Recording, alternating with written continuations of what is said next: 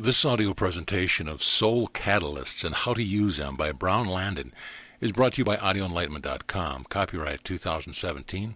All rights reserved. Introduction by William Town.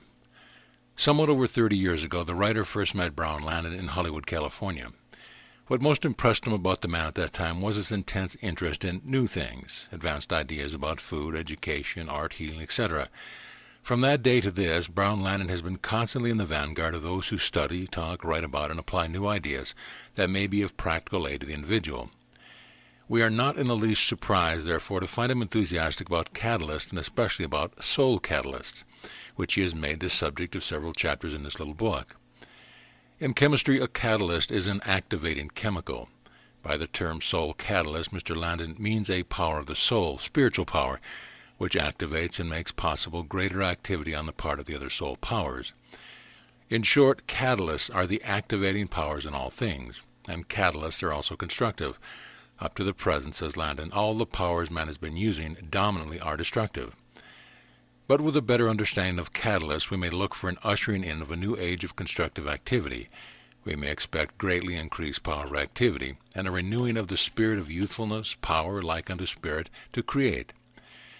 Before you read this book, you may be interested in knowing something of the present activities of the one who writes so enthusiastically of the regenerating power of soul catalyst. With this thought in mind, I asked the author for a brief outline of some of the work he has done recently. From his reply, I select a few items of work which is accomplished in 7.5 months. Outlined a course of 128 lessons and dictated the first 42 lessons. Written and published another course of lessons equal to a 36,000-word book. Written and published a third course equal to a 22,000-word book. Started with a manuscript not yet complete which already runs to 40,000 words. Written 14 descriptive booklets and 2 other booklets in poetic prose. Outlined, prepared, and largely dictated 24 other booklets. All this besides dictating thousands of letters is required by an extensive daily correspondence. The following pages will help you to better understand the nature and meaning of catalysts, we believe, and show you how to use these powers as an aid to a new and fuller life. Chapter 1. The Catalyst, what it is and what it does. I'm going to write about catalysts, and what on earth is a catalyst? It sounds difficult to understand, and yet the results of its action are very simple and very evident. Of course, how it works is still a mystery to us, but so also is the way in which light acts on the leaf of a plant and 1,000 other processes of nature. We know, however, that a catalyst actually works seeming miracles. Even scientists say so, and the results are so astounding that they are almost unbelievable until we really see them worked out before our very eyes.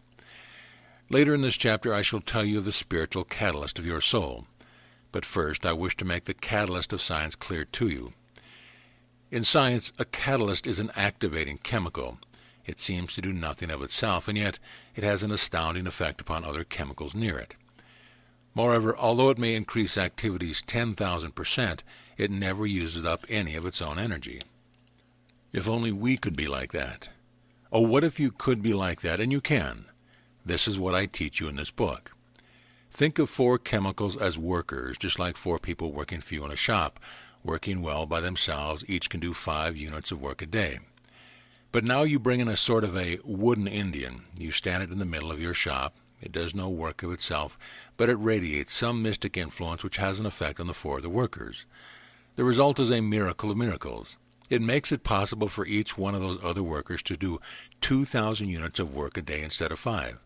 That's an increase of 39,900% of work, and yet each worker is no more tired than when he was doing only 5 units of work. It would be a miracle, would it not, if you could increase your activity 39,000% without any extra fatigue? And why not? Are you not more responsive to divine power than a mere chemical? This matter of the catalyst is important to you and very practical if you use it. There is a certain spiritual power of the soul which can work eternally, never tiring out and yet continually producing astounding results on the other powers of your soul. In that it is just like a chemical catalyst. What about a soul catalyst? Think of it. You do have one of these strange catalysts among the powers of your soul. Perhaps you've never known it, probably you've never used it. But what miracles you can work when you can learn to use it. Mind is a soul power, but it is not a catalyst.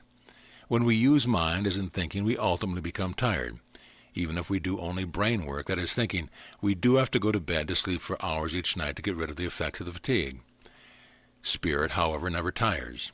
It is the divine catalyst of your soul, and it makes it possible for your other soul powers to do 10 times, often 100 times as much work as they have been doing in the past. Yes, 1,000 times more work. Yet the spiritual catalyst, just like the chemical catalyst, never uses itself up and never tires. We already know of catalyst in chemistry and of the catalyst of the soul, but probably there are also catalysts in every phase of growth and development on the face of the earth. Each day we are discovering more catalysts. You may not know chemistry, but I am sure that you do know plants because you're used to them. Most of you have grown them either in your home or in a garden. And since you know plants better than chemistry, let me illustrate how catalysts affect changes of growth in plants. Then you will more clearly understand what you can do for yourself by use of the spiritual catalyst of your soul. A catalyst did this to my rubber plant. I have a rubber plant. It is an old plant. It has already reached its adult growth. This means that even if I should keep it for 10 more years, it would not grow very much more. That is a law of all life. When a plant reaches its planthood, or an animal its adulthood, or when man reaches his manhood, each first slows down in growth and then seldom grows any more. Now this rubber plant was an old plant, and all the years I've had it, although it had grown at a vigorous rate, its rate of growth has been less than 1/5 of an inch in height each week. It had been fed with good plant food chemicals which it needed, but by last December 4th it had already reached its planthood. Then on that day I began mixing some catalyst with the plant food chemicals in the soil in the pot in which it was planted. These catalysts are some of the activating trace chemicals which have lately discovered work such miraculous growth in plant growth. And what was the result? In 3 weeks, the old plant, which had already reached its adulthood, began growing youthfully again. It grew 4.5 inches in those 3 weeks. That is 1.5 inches each week. A miracle of growth. Now remember that previously for years, without those activating catalysts, it had grown less than 1/5 of an inch a week. If I wish to be exact, I shall have to state it thusly. This old plant, almost 82 years in terms of man's life, began growing more vigorously in its old age than it had ever grown in healthy, vital youth. And its new rate of growth, due to the catalyst, was increased exactly 719% per week. And you, do you not wish new changes produced in your life at such an increased rate? You can have them if you use the catalyst of your soul and use it with the same faith of certainty which the catalyst feels. The catalyst of your soul is spirit, never tires as thinking does. It can work when you are asleep or awake. It can work for 100 years or 1,000,000 years, and it can perform its miracle for you every day. Here's the case of George Manning, who learned to use the spiritual catalyst of his soul. He had tried for many years to cure his persistent and chronic constipation. He had tried various food and received some temporary help. He had idealized and affirmed that his intestine was working perfectly as created divine mind. And he did accomplish results, but again, only for a time. With the truth of mind, he was often able to secure normal activity of the intestines for a month or 5 weeks at a time, but the old conditions would come back, and he would have to do his affirmations all over again. Finally, when he was 41 years old, he realized that he possessed an impelling spiritual power, the actual catalyst of the soul, which activates all the other powers of mind and love and life, greatly increasing their activity and power. He began taking no thought for the morrow of his intestinal action. He recognized Jesus' teaching that God is spirit, and that spirit is ever active and ever youthful. So instead of thinking to remedy the constipation, he began urgently, hungrily increasing his desire to live more actively and youthfully. And that catalyst impulse of the soul became so strong that it multiplied the activity of mind and love and life in him 100-fold, so much that he soon began to be younger. Manning discovered something, and then after the 3 weeks of use of the catalyst of his soul, he discovered something. It was a surprise, because in urgently desiring a more youthful life, he had forgotten it. He discovered that his constipation was gone. 6 years have now passed, and there has been no return of the trouble at any time. Moreover, he is now 47 years old, and seems 10 years younger than when he was 41. Oh, dwell not much in your changing thoughts. They change even hourly. And even your love changes, and your life also. But spirit is eternal. That is why the spiritual urge, the impelling desire within you, is the catalyst of your soul, forever active, never using up its own energy, continuing forever in eternity. Remember that the catalyst used on my rubber plant transformed it from an old plant, which had almost stopped growing, to a youth again and increased its rate of growth 719% per week, even in its old age. Remember also that a catalyst, among other chemicals, can increase their activity from 5 to 2,000 units. Certainly, you are more than a chemical or a rubber plant. And if you recognize that God is Spirit, recognize that Spirit is the catalyst of your soul, and have faith of a catalyst that you can produce what you desire, you too can increase your attainment more quickly than the rubber plant, also more quickly. Chapter 2. The Catalyst of Uniting with Others, and how the catalyst principle aids in healing. This chapter particularly teaches you the way in which a catalyst acts with other powers, so that you may realize how completely Christ's promise will be fulfilled for you if you use the catalyst in activity with others. You remember that Jesus definitely promised that certain stupendous results would be attained whenever 2 or 3 are gathered together in His name, and that He never promised that these same mighty results would manifest when one person acts alone. He promised, for example, that He Himself actually would be present, no matter what place or century, whenever 2 or more should be gathered together in His name. And He promised that, no matter what thing soever you desire on earth, it will be done for you, if 2 should agree on it. In this there is a secret of a new life for us, the secret of new youth, the secret of attaining all we desire. In this law of agreement, we find the actual working of the divine catalyst of the soul. It works in plant life, it works in chemistry, it works in human life, it works in spirit. How catalyst gave new life to a snapdragon. Let me illustrate this truth first by use on plants, then you will be able to understand it better and use it in your own life. A few months ago I got a dozen old defective plants from a florist.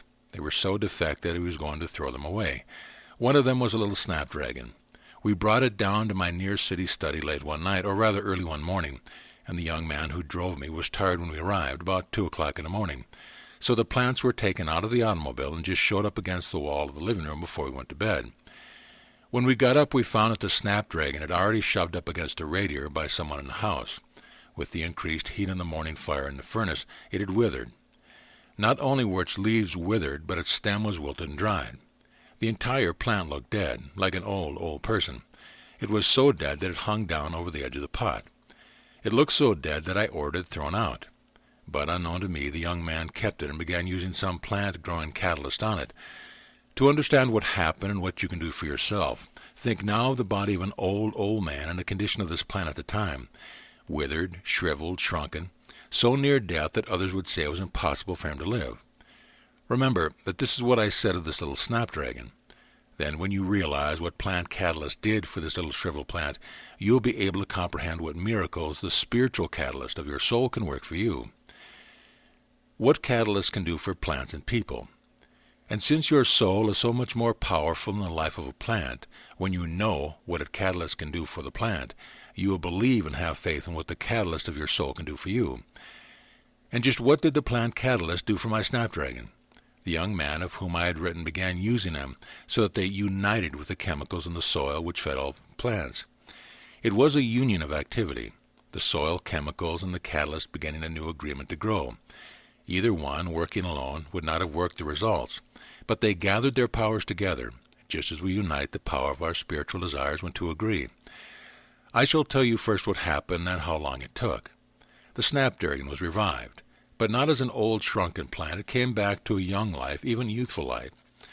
Please note the miracle, like reviving an old man and also changing his aged body back to a youthful body 20 years old. The stem of the snapdragon straightened up. Its leaves became young again. It grew 25% more leaves, and miracle of miracles, it grew 51% more in height. And it did all these 3 things in just 7 days from the time I pronounced it dead. There is marvelous power in this union of activity, in this agreement of catalysts with other powers, in plant life, in chemistry, in the human body, and in the soul. The healing of Luella Watson. I wish also to tell you of Luella Watson. She was a rheumatic, aging quite rapidly. She was 56 years of age. Whenever she attended one of my evening talks in New York City, she was always leaving at 9:30 to catch a 9:50 train home. If she did not catch a train, she would not be able to get another until 10:30, and that made it too late for her to get to bed before 11 o'clock. I knew she had been using truth for years, faithfully idealizing divine energy with youth and the power to do the things she wanted to do, and yet she had not been growing younger. So one night I asked her, if you truly believe that your soul is infinite, why do you think it will play out every night if you stay up after 11? Cannot the infinite power within you make it possible for you, even at 56 years of age, to stay up a little later if you really desire to do so, as you say you do? She glimpsed the truth behind my question, and that night she did stay until I finished my talk, and at subsequent talks she stayed until the end. She said she was praying and believing that there was power in the soul, which would give her the energy to stay up as long as she desired, and yet there wasn't very much of a change in her. One night she said, yes, I am able to stay up, but oh, I'm so tired the next day. And I replied, what you need is to awaken the catalytic power of your soul. Good heavens, what is that? She asked. It is the power of soul agreement, and you are missing it completely. You come here one night a week to listen to me, to get some truth for yourself. You are living alone and thinking alone and praying alone. You come here one night a week and stay till 9:30 to try and prove you can do so, and then you stay at home alone all the other nights of the week. And I'll wager that on those nights you go to bed at 8 o'clock. Remember, Christ promises to be in the midst of you only when two or more are gathered together. Go out every other night for a month, not to get some idea of yourself, but go out to join with others to enjoy yourself with them. Again, she made a change. She began staying up as a youth stays up because it enjoys others. That is, feels the joy of uniting with them in living the joy of life. When life becomes a joy, and life once more became a joy to her, and more than that, in 6 weeks the rheumatic condition with which she had struggled for years had disappeared. Still more, she soon discovered that her body was growing younger. This was a result merely of agreeing with others in clean, sweet, joyous living. Think of the power when two unite in spiritual consciousness. Agreement is the titanic, cataclysmic power of the soul. It works miracles in social and spiritual life. The law is absolute. If two of you shall agree, it shall be done. Your body is more responsive to spirit than my little snapdragon was. So if you begin to live the urgent desire in you with others, then a spiritual union will take place in you, multiplying your powers, working greater wonders ever than I have attained with my own snapdragon. Divine power resides in the agreement of love. Try it in this way with others, and miracles will be wrought in you and for you. Chapter 3. The Activating Power of Your Soul. I am writing this chapter to reveal just what you must do within your soul to awaken the spiritual consciousness to its tremendous catalytic power. You remember that catalysts are the activating agents in all things on earth, in chemical action, plant life, animal life, and human life. They are the activating powers in all things. Yes, even in our foods, for there are two great classes of foods. Some usually are called the good solid foods. They are the starches, sugars, fats, and proteins. But if you should eat only plenty of the good foods and only such foods, your nerves and muscles would be exhausted in 10 days. Death would occur within 60 days. Then there are other foods. They are the activating foods, vitamins, minerals, salts, enzymes, and oxidants. The latter you can get from very young, fresh plants eaten raw, such as lettuce, turnip tops, watercress, chard, cabbage, celery, etc. Also from very small young vegetables, beets, carrots, asparagus, etc. These you eat with the foods mentioned above. They act on your endocrine glands so that they turn into and produce hormones. Scientists think these hormones are mere physiological catalysts. I think they are spiritual catalysts. Quantity for quality, they give your body about 80 million times as much energy as the ordinary good foods you eat. By use of the good solid foods, we grow old and die. But by use of the food catalysts, we have regrown old bone into youthful bones, reduced weight, restructured organs, transformed the skin, work miracles. I am not writing this merely to write about food, but to make you realize that the activating power, even in chemical and food changes, is always a catalytic power and a spiritual power. The activating power that is necessary to success. As with body, so with soul. Without spiritual activating power, you may fill your soul with ideal thoughts, and yet be nothing more than a lifelong dreamer of what you want. Without the spiritual power of activation, you may love much, but in such a way that you will be unhappy all your life.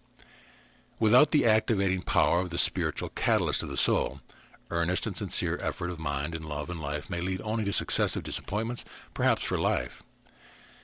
Catalysts are the activating power in all things, even in your soul. In reading my last chapter, you perhaps thought that I merely was repeating what I've written previously of the need of spiritual unity and agreement of soul with soul to attain what you most desire. But now I go deeper, deep down within you, for you often lack power to attain what you want because you are not in agreement within yourself. That is, your ideal of what you want and your belief that it can be attained are not united as one in agreement. The only power to effect unity. Only the catalyst has power to effect such unity. Again, let me illustrate. I had a little Sprengerni fern which had been grown in good soil saturated with 4 fertilizing chemicals which are necessary for a plant's body, just as starches, sugars, fats, and proteins are needed for our bodies. The new fronds of this fern had been growing fairly well at the rate of about 1 inch a week, but when I added plant-growing catalyst, they effected a union with the activity of the fertilizing chemicals, acted in agreement with them, and gave the plant such increased power to grow to its fronds grew 6 inches a week. So also with animal life. If dogs are fed only the so-called solid good foods, their nerves and muscles become so exhausted they are unable to stand. Then the internal organs, particularly the heart, begin to fail. But when near death, just a little of 2 catalytic vitamins added to their diet will work in such agreement with the good food solids that in 4 days the dogs are again vital, romping dogs. The spiritual catalyst that awakens soul power. Already I have indicated transforming changes which can be wrought in the human body by food catalyst, particularly by the newly discovered oxynons.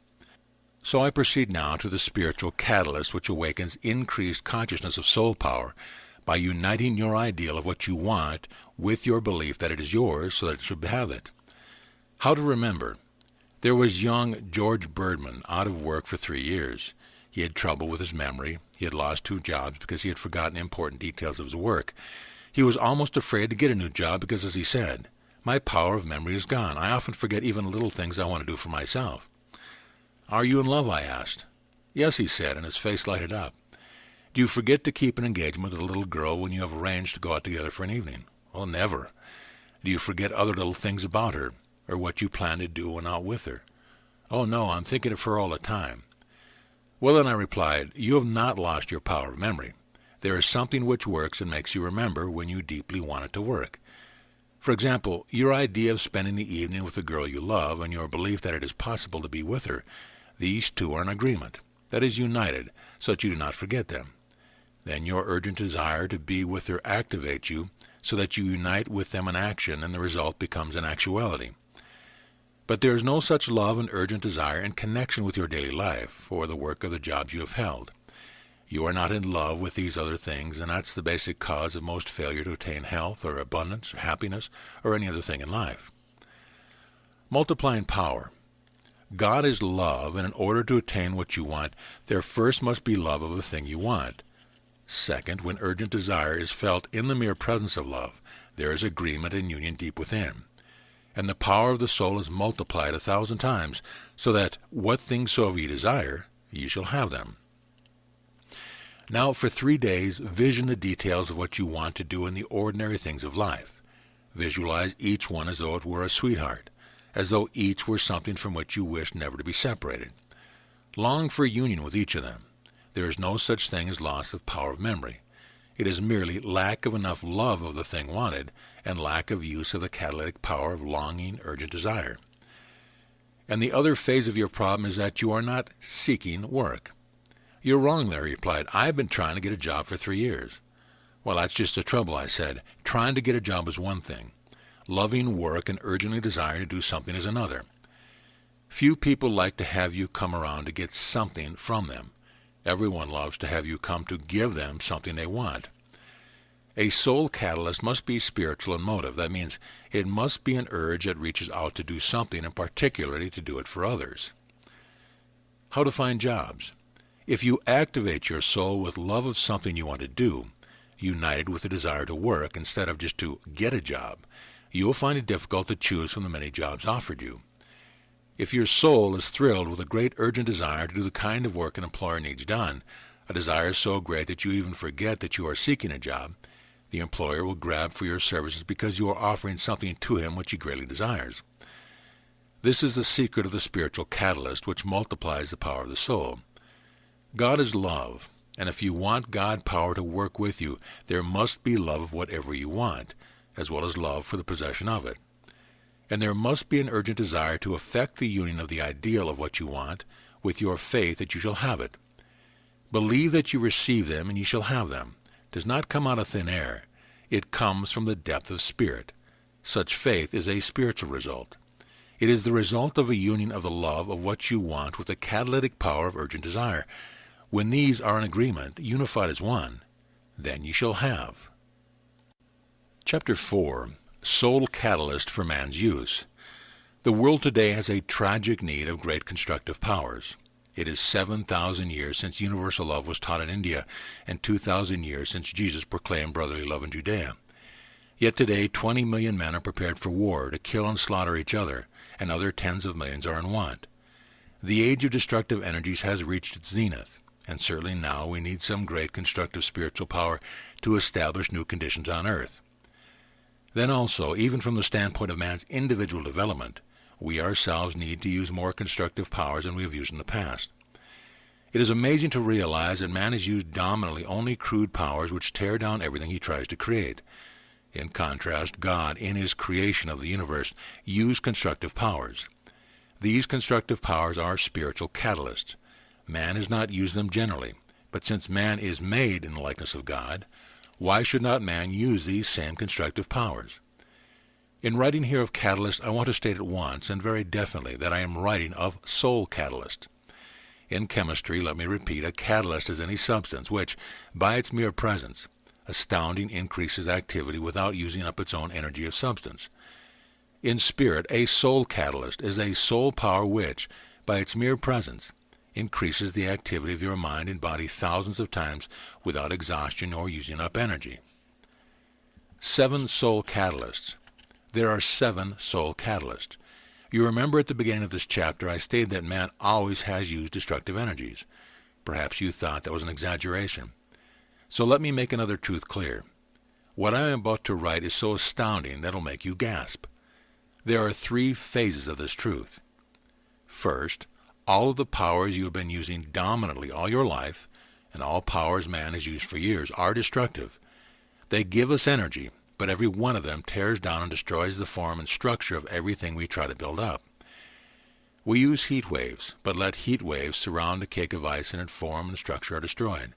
We use sound waves, but let a certain sound wave vibrate too long through the structure of a great steel bridge, and the bridge is torn to pieces. Apply light to color, and it fades and destroys the color. Apply light to your skin, and it blisters and cooks and destroys your skin cells so that they die and peel off. Send electric rays through glass, and it is destroyed, shattered to fine glass powder. Apply a current to your body, and it is electrocuted. Apply radium to your body, and it kills germs, and your bones disintegrate. All these rays give us energy, but they always destroy both form and structure. It makes us gasp, but do not worry. Soon I shall tell you of other powers with which you can work constructive miracles. Powers that work miracles. Now the second truth. When you were born, you brought with you something of the radiant power of spirit itself. It kept your body growing for a few years. But by the time you are 24, your body begins dying. In other words, every body on earth is born with a little spurt of the spirit energy.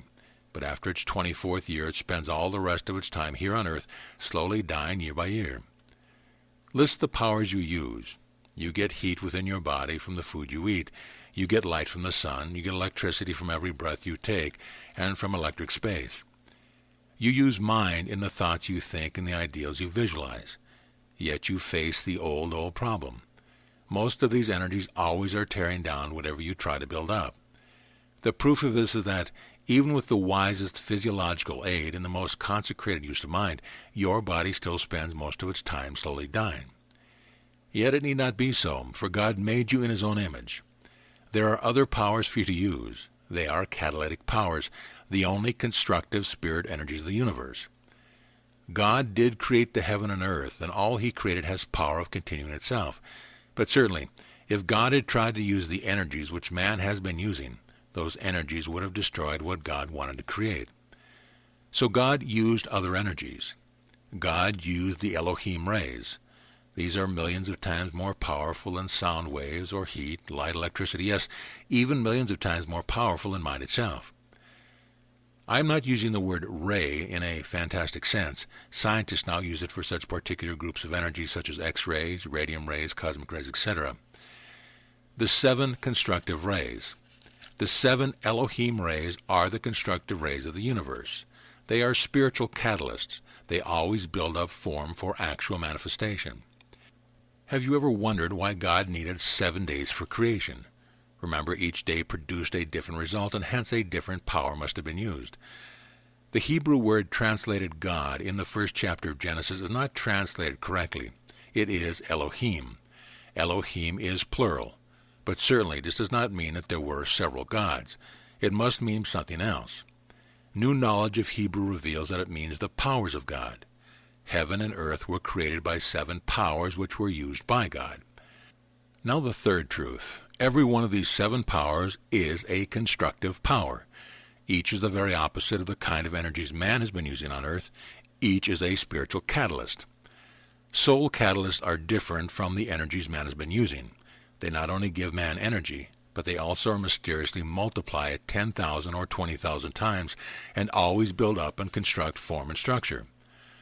Ordinary powers give man energy, but they tear down whatever he tries to create. In contrast, spiritual catalysts multiply energy and build up whatever man desires to create.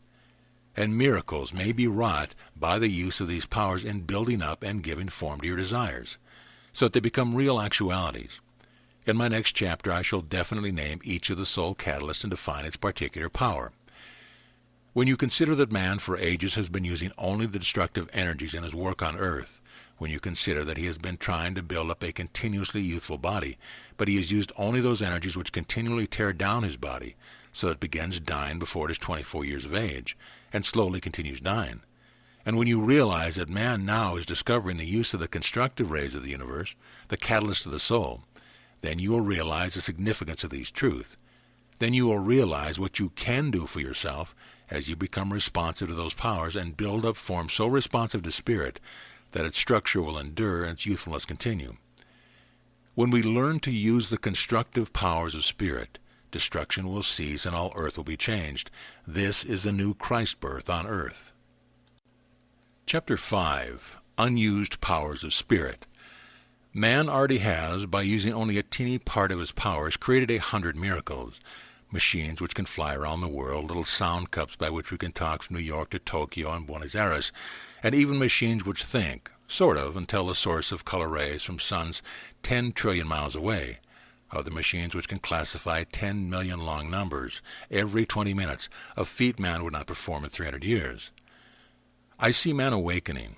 Outside himself, man has worked miracles, and although within himself, man may not have done much in the last 5,000 years, either for his body or his mind.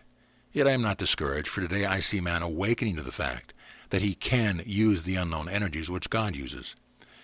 For the first time since creation, man is beginning to realize 2 truths. 1, that in the past he has used only crude energies, which always destroy whatever he tries to build up. And 2, that he can change to use the constructive energies. Perhaps it is the first time you have realized this. Man is becoming weary of the destructive results throughout the world, and hence is seeking peace and plenty and longing to use the power of spirit, the sole catalyst of God and man, the only constructive power in the universe. The 7 powers of creation. There are 7 of these powers of creation. Mystics of different ages have given them many different names, but I am giving you English names, each determined by the result of its use by God during the 7 days of creation. During the first day of creation, God expanded spirit into radiancy. God said, "Let there be light," radiancy, and there was light, radiancy. This was not light as we know light. Otherwise, God would not have had to create light a second time during the 4th day of creation. In truth, the result was expansion. I have not space to explain each of the other days, so I give only the powers which God used. 2nd day, the lifting up or resurrecting power of spirit. 3rd day, the conforming power, waters taking form in one place, land taking form in another. 4th day, the purifying power, light clarifying darkness. 5th day, the synchronizing power, harmonizing each created thing to do its own part after its own kind. Sixth day, the recreating power, recreation in its own likeness like unto God. Seventh day, the cosmic power of actualizing all creation forever. By these powers God has created man. Since creation through all ages, God has been evolving man ever upward, civilization by civilization, by use of the same sequence of the same power, through 7 great civilizations. In my next chapter I will mention each of these. These powers listed above are the 7 spiritually creative powers of God. Before God used them, all his conceptions were still without any form and void, just as most of yours are today. These powers are also constructive powers. In this they differ from all other energy man uses. They never tear down, they always build up whatever you desire. First, they expand your desire into radiant activity, and certainly you realize that this must take place before anything you desire even can begin to come true. Second, they lift it up into the realm of spirit, so that it becomes one with its reality and spirit. Third, they give it form, so that it can become an actuality. Next, they purify it to free it from all concepts which bind it or hold it down and prevent its manifestation. Then they harmonize it with spirit itself, each after its own kind, so that it will not be hindered by friction with the working of your other desires. Next, they recreate it in a very likeness of that which God already has created in essence and spirit. And seventh, they actualize it in forever. In previous chapters, I have emphasized the significance of the first ray, the infinitely expanding power of spirit, and your need of getting in line with spirit, and desiring whatever you want infinitely and without limit. The resurrecting power. At this moment, I am trying to lead you to the use of the uplifting or resurrecting ray, to lead you to believe that you can believe. Not merely to accept statements of truth, but to believe that you actually can believe in the infinite power of spirit. Today you are living in 3 worlds: the world of your body, the world of material things around you, and the world of thought created by your mind. Frankly, I don't think much of your world of thought.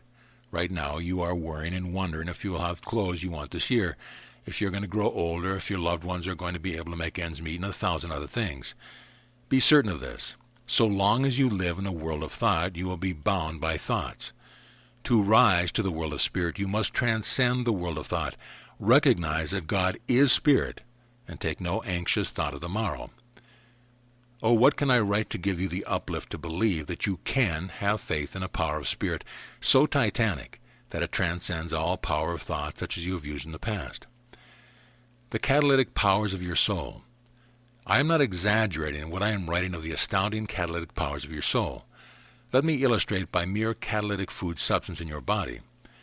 No, not the ordinary foods, because they are more building blocks for your body, or heating fuels, or acid-alkali balancers, or vitamin protectors. I am not writing now of these, but of the newly discovered catalytic foods: amines, enzymes, oxinons, and mysterious miracle workers. Now suppose you only take 1 ounce of one of these, amylase, for example, and weaken it by adding 99 million ounces of water. Certainly that ought to weaken it greatly. But what can even 1 ounce of this weakened substance do? That 1 ounce will attack 4 million ounces of starch food and split all of it up, and even while it's doing that job, it actually will form another substance equal to 2,800,000 times its own weight. And remember, this is but the catalytic power of mere substance. And remember also that it is you who creates such substance and gives them power, and that the soul of you is creating more than 100 such substances daily. Power is of spirit. Such are the infinite powers of spirit in you. Yes, of spirit, but not of thought. For if you begin to take thought about it, you would hinder its action. Power is of spirit, and such powers are yours for use, if you just stop thinking so much. God is spirit. That is why Jesus said, "Take therefore no anxious thought for the morrow." Yes, your mind, although it does give you power to use, does tire you, and that is evidence that it does tear down the very structure of your brain. And that is why I ask you to turn to spiritual powers which never tear down but always build up, the catalytic soul powers. If one little catalytic substance in your body can multiply its energy 4 million times, certainly spirit itself in you can move mountains. How to work with God. To work with God, first expand both your consciousness and the ideal of what you wish to attain. Second, resurrect or lift up the desire within you so that it transcends thought and all the limitations of your thought. And third, use the conforming ray of God to give your desire a form so that it can become an actuality. That this is needed, you already know from experience. You already have conceived hundreds of bushels of ideas and thought, but most of them have been without form. Consequently, not even a pint measure of them ever had become actualities. It is the catalytic power of the soul, the conforming ray of spirit, which changes all concepts and desires into form. Even God could not bring into actuality what he wanted to create without use of this conforming ray. Remember that after he created the heavens and earth in mind, they were still without form and void. It was only when he used the great conforming ray and gave actual form to his desires and ideals that they came forth as water in form and dry land in form, each in actuality in its own form. So to make your ideals actually come true, give them form, but not the fixed form of thought. If you limit them, if you nail them up in a coffin of the limited ideas of what you think you desire, they'll look beautiful in their caskets and soon go to the graveyard where the souls of many of your unborn desires are buried. Instead, give every desire a living spirit form. A dead form will lead to failure, no matter how strong your desire may be. A living form never remains the same. If you try to keep a plant in its present form, you will stop its growth and ultimately kill it. This is true of all things. Living desires. A desire in living form has power of infinite change, and such desires are the only ones that are of spirit and the only ones that do come true. Let me illustrate this practically. Today I received a letter from a man who writes, "We must have $3,400 by the first of this next month. We are trusting an infinite God, and we must have that amount of money to save our home. The home is old, we have not been able to keep up repairs, and it has not made many modern conveniences, but it is our home and we like it, and we must save it. The situation is desperate. If we lose it, we will have no place to go." Now just for a moment think of all the limitations linked up to the desire of that man to save his house. In the first place, he is spiritually dishonest. He is lying to himself. He is not trusting in an infinite God. In fact, he is so limited that he does not dare to think of the possibility of having a modern, up-to-date new home. Also his expression, "we like it," really means that he and his wife have given up hope of having anything better, and like the old home better than they would like being put out on the street. Of course, I recognize the urgent desire of that man's heart, but if I were he, I would not create a dead form of desire limited to just $3,400, and certainly I would not limit love of having a home of that particular old wooden frame structure already long out of date. Spirit is infinite. I would give my desire a living form, a desire for a suitable home, an ideal in spirit, not limited by thought but transcending thought. Then I would be certain that spirit would save the home and later provide a much better one. Expand whatsoever you desire without limit. Resurrect and lift it up beyond the coffin form of your old thought and give it a living form, so that it will have life enough to become an actuality. Then you will be working with God, and when you work with Spirit, God is Spirit, and all things are possible. Chapter 6, Like unto Spirit. How you have desired to be perfect, even as your Father in heaven is perfect. But within yourself you honestly have often doubted if it were possible here and now on this earth. Yet, with our new knowledge of the soul's catalytic powers, I now know that it is possible, and also the most practical aim of all life. Please remember the truth of my 2 preceding chapters on Soul Catalyst. First, all powers man has been using in the past give him astounding energy, but tend to tear down everything he tries to build up. Second, in contrast to these powers, there are other powers, 7 Elohim powers, which God used in creation. These never tear down, but are so constructive they continually recreate. I promised in my last chapter to cite for you the civilizations in which each Elohim power has been dominant. Of course, all rays of God have been forever manifesting. But just as one power was dominant each day of creation, so in each civilization one ray has been more dominant than the others. The 7 powers used in creation. First, in the Tellurian civilization, there was worship of the expanding ray in their temple of the god in the radiance of gold. Second, in the Caracolian civilization, long preceding the Mayas, there was a worship of the resurrecting ray in their Temple of the Stars. Third, in the pre-ancient Egyptian civilization, there was worship of the conforming ray, hence their many pyramids of stable form. Fourth, in the pre-ancient Cathay, there was worship of the purifying spirit in an ancient temple of heaven. Fifth, in the Tibetan and Aleutian civilizations, there was worship of harmony and its synchronized ray. Sixth, in the Near Eastern civilization, worship of the recreative ray in the Holy of Holies. Now the cosmic ray. And now today, with the beginning of a seventh civilization, we are beginning to recognize the dominance of the cosmicizing ray, the actualization of the Spirit of God in man. Remember also what a catalyst is. Power, like unto spirit, never wearing itself out, yet able to increase energy 10,000 or even 1,000,000 times, and power also to transform substance. It is not impractical to teach you that you can be like unto spirit. 4 years ago I began writing of the transformation of the body. I meant what I wrote because it is possible. These titanic catalytic powers exist even in foods and in your body and in chemical substance of the plant life. And since they are like unto spirit, most certainly you can be like unto spirit. Chemists and biologists call these substances the mystery substances. Chlorophyll is one. It is found in a greener substance of leaves of plants. It is a miracle worker like unto spirit. It screens out most of the rays of the sun, and at the same time, mystery of mysteries, works with these rays to create itself. More mysteriously, it even creates substances absolutely different from itself. In your body, and in the human body, in your body, there are substances just as mysterious. The amines and enzymes and lecithin and oxynons found in some food. In the previous chapter, I told you how one of these can change substance 4 million times its own weight. But they are still more like spirit. They can actually transform substance and create as God creates, seemingly making something out of nothing. You have heard of carbon dioxide. It is made by uniting carbon and oxygen. To us, it can be made in no other way. How could it? Its very nature means that it is a combination of 1 part of carbon and 2 parts of oxygen. So how could it possibly be made without oxygen? Yet some of these mysterious food catalysts can seemingly, like unto spirit, create something out of nothing. They can create carbon dioxide without using any oxygen. Well, that is a miracle. It is like building a great stone cathedral of actual stone without using any stone. And remember, such miracles are taking place in your body daily, and still more marvelous transformations are taking place. For clarity, let me illustrate it thus.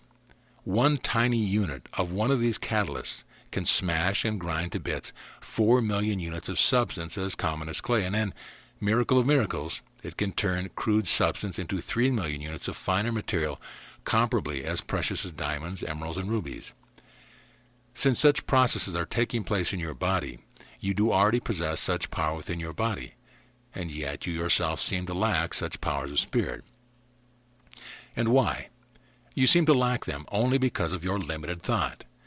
In these processes of your body in which you cannot use your thoughts, spirit is not hindered and works in full spirit. Live like unto spirit. But in much of your outer body, you can hinder activity with your thoughts, so your outer body, year by year, slowly dies. Yet it could live like unto spirit, and you could attain like unto spirit, if you followed Jesus' advice, and lived in the conscience of spirit and took no anxious thought for the morrow. This would give you spiritual power 1,000-fold greater than that of mere chlorophyll and amines, enzymes, lecithin, and oxynons. I have cited these substances only to show you that this power of spirit is already within you, and that you could be conscious of it and transform yourself if you only would let it work. To do that, you must expand out of conscious of thought and self, and into the conscious of infinite spirit. I now give you the initial step by which you can change your life and transform even your body. When we began in truth 80 years ago to recognize the divinity within ourselves, we brought about a marvelous change in consciousness. But too many of us stop there. So you, today, go into the silence forever looking within for spirit. That is good at first. It is good first to close your eyes to recognize the divinity of the spiritual center within you. But it's only the center. It is like the hub of a wheel, and with nothing more than the hub, you do not get very far. So as soon as you recognize the divine center within yourself, I ask you to form a spiritual wheel to make the hub worthwhile. Open your eyes and envision yourself looking out to the hills and stars. Expand and expand and expand until you feel yourself at one with the stars. Thus you become like unto spirit, infinite in conception and realization. Then all petty hindrances of your interning thoughts vanish. Then you become like unto spirit. And then the mighty power of spirit which works in all things, in the chlorophyll of plants, in the amines and enzymes and lecithins and oxins of your food, even within your own body, will work consciously in you. All these things, amines, lecithins, etc., are but minor manifestation of the great titanic cataclytic power of your soul. You can become like unto spirit, with energy limitless, with transformation certain, so that all things will be possible for you. Chapter 7. The key power of all catalysts, and 4 simple steps in using this power. This is the chapter of clear understanding, simple use, and amazing results. Yet you may read a mystical symbolism into it, for it is the 7th chapter of 7 chapters and contains 7 sections, designated 1, 2, 3, etc. 1. The nature of catalyst. Recapitulation. 1. A catalyst can activate a substance which has no appreciable power of its own, so that the substance immediately possesses amazing power. 2. A catalyst can increase the power so that they become several million times more powerful than they were before the catalytic action. 3. A catalyst can produce these results merely by being near other substances or energies. 4. And since a catalyst never uses up any of its own substance or any of its own energy, it is as mystic and eternal as spirit. In spirit, it is the activating power of spirit itself. 2. Where catalysts are found.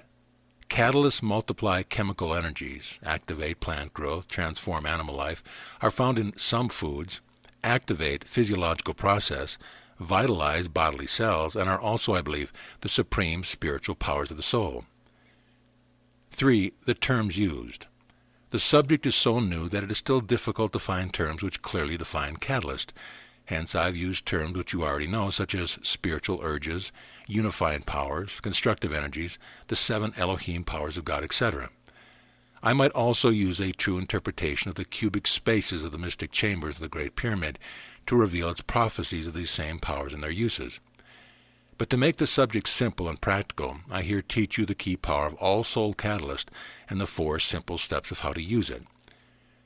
4. The catalytic key power. The key power of all soul catalyst is spiritual expansion. It is the first power mentioned in the 1st chapter of Genesis. It is also the power which Jesus called the heaven within you, the ever-expanding power of your soul. Without expansion, nothing comes into existence, whether it be a universe of stars or the simplest things you want. So let us center on this catalytic key power of spiritual expansion. 5. 4 simple steps of using the catalytic key power of spirit. The first step is actual spiritual realization of the infinite expansion of your own soul. This is different from mind realization. The word actual means the result of action. Hence the sentence above means the infinite expansion of your soul in action. For years I have taught that an infinite soul cannot be cramped up inside a little body, that your soul is not in your body, but that your body is in your soul, and hence that your body is but the focal point of your soul and expression. Now Dr. Carroll in Man the Unknown says that man is simultaneously a material object, a living being in a focus of activity, and 2, that in time as in space, the individual stretches out beyond the frontiers of his body. In the past, many mystics have taught different methods of attaining spiritual consciousness of such expanding soul activity, but for practical purposes nothing is so glorious in results as expanding your deeper feelings out to the stars. As you vision your soul expanding in all directions, out over treetops, about hills far away, far out beyond the horizon, so that you reach out even to the stars themselves, you come close to God and your true realization of the actual infinity of your soul. This expanded feeling, when out in great open spaces at night with the millions of stars above you, takes you out beyond all petty and annoying conscious thoughts, and lifts you up to the superconscious spirit. This is the feeling you feel. It cannot be attained by mere thought, for when you expand until you feel that you are among the stars, you almost cease to think. Conscious thought fades away. You rise above thought, and you feel your oneness with the infinity of God and all the stars. Then you know the peace of spirit itself, and this is significant. For there can be no true peace without consciousness of infinite power.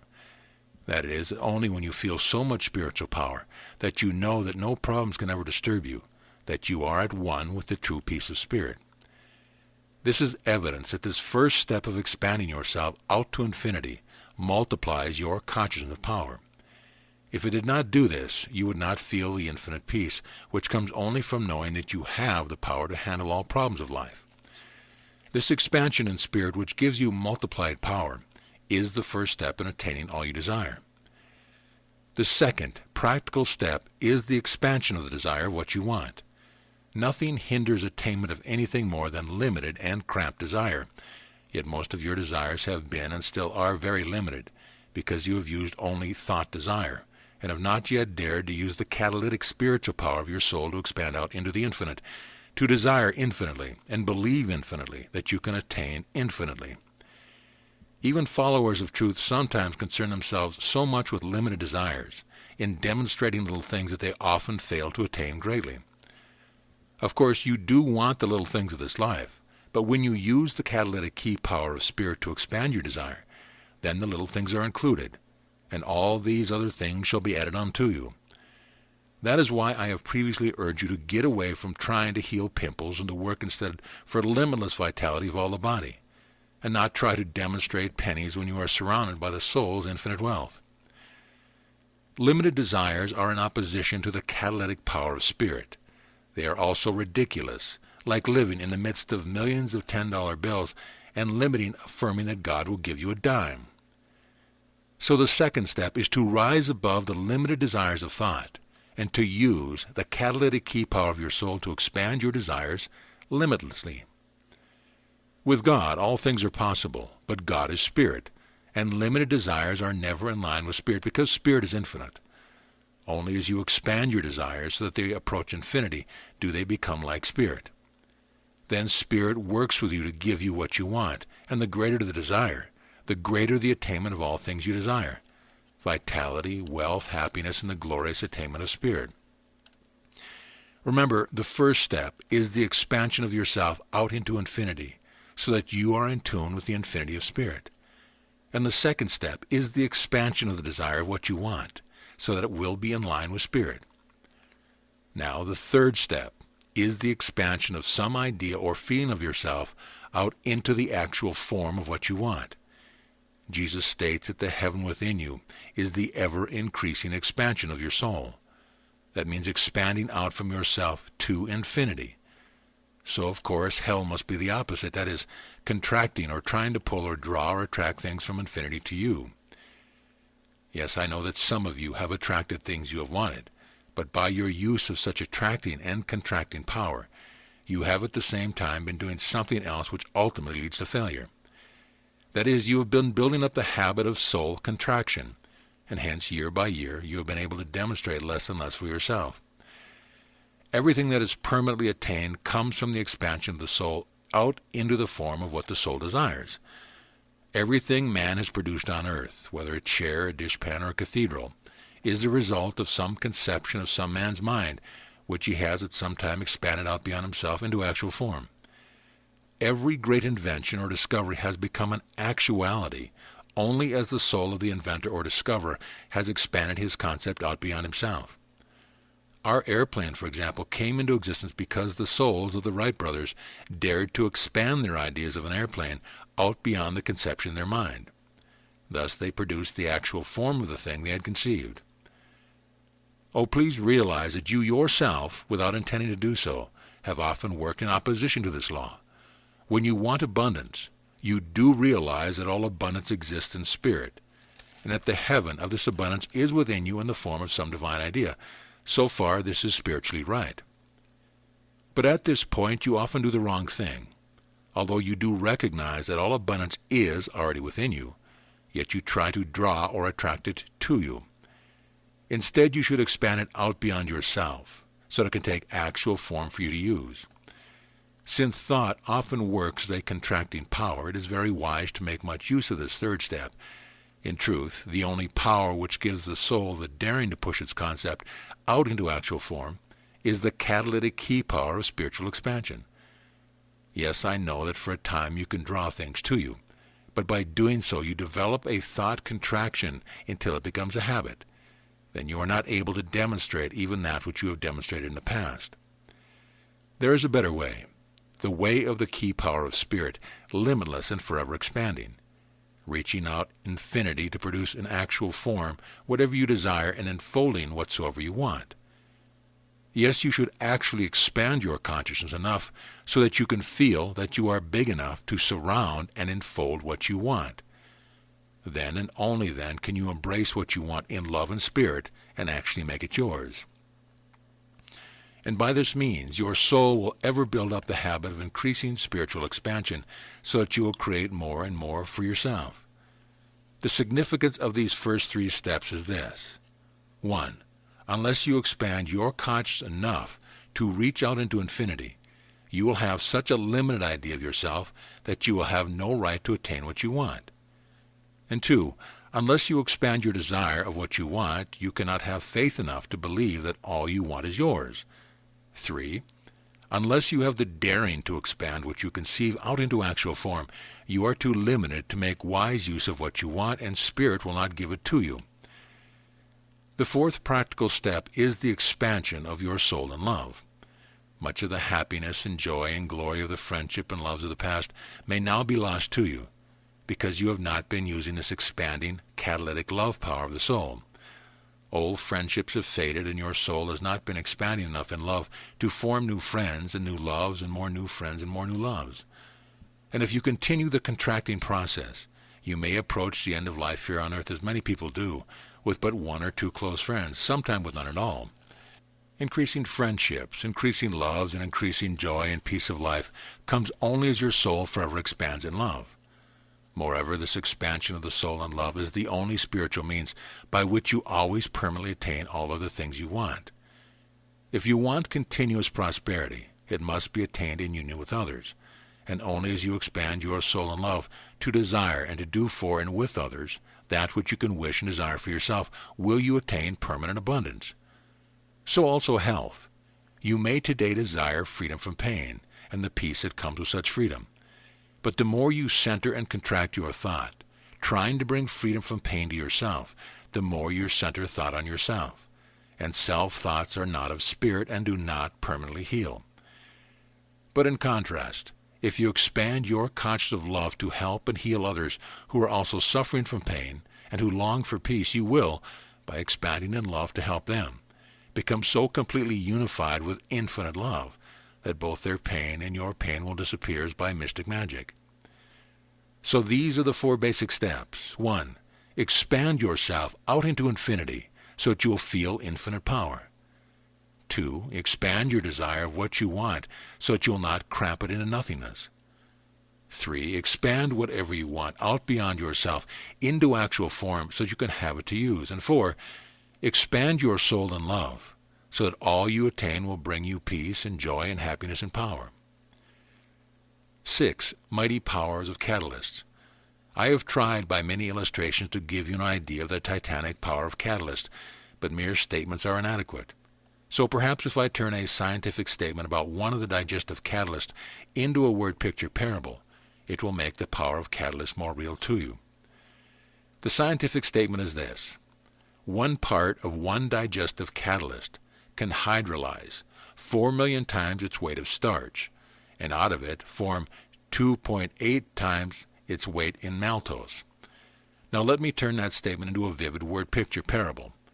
Once upon a time there was a brick wall, 1 brick thick, 4 feet high, and 21 miles long.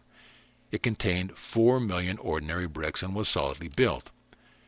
But now another brick comes hopping along. It is a catalytic brick. It does not touch the wall. It merely hops along in front of it. It radiates its energy to the wall, and yet it does not use up any of its own energy.